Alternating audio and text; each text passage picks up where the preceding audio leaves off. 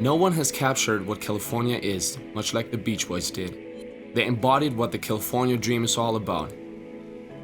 And with the spread of their music, they helped putting California on the map. My upbringing was very much in the African American side, and most African Americans didn't want to know about the Beach Boys. That's white people's music, you know. But I knew that I wanted to be a musician, and I didn't want to play just one kind of music.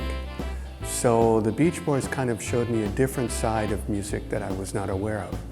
And I decided I was going to learn to play that music as well as the Motown sound, as well as Stax Records.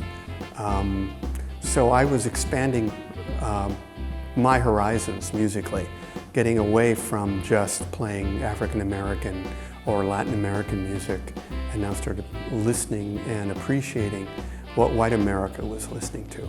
And I think it had one of the impact of trying to bridge the gap between the two sides. The Beach Boys let the world know what being a surfer was all about.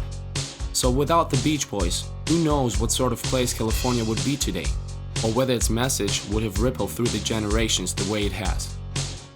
I mean, they're based like on beach and like romance and cars, and they're from California, they're from Hawthorne, I think. So definitely they like earned money because of the Beach Boys. Like, people came, tourists and stuff, and it's just like trying to go for that lifestyle.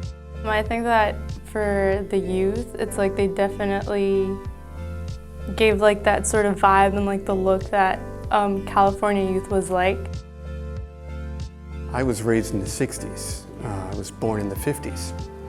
And I really saw the impact that the Beach Boys had, especially come from the East Coast, where I'm from. I didn't know anything about surfing. I didn't know anything about the beach sound. It was all foreign to me.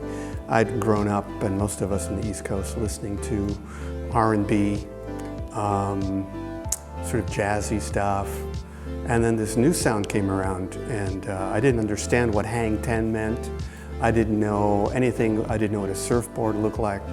But the music sounded so happy and so free that all of us on the East Coast started opening our eyes to this new sound. And I think that's when surfing started on the East Coast. It didn't really happen until many of us were touched by the Beach Boys and Jan and Dean and all the LA groups. I was also surprised to find out that the Beach Boys weren't surfers themselves. It was sort of an image that they created for themselves. So that kind of got me off the hook. I didn't have to surf because they didn't.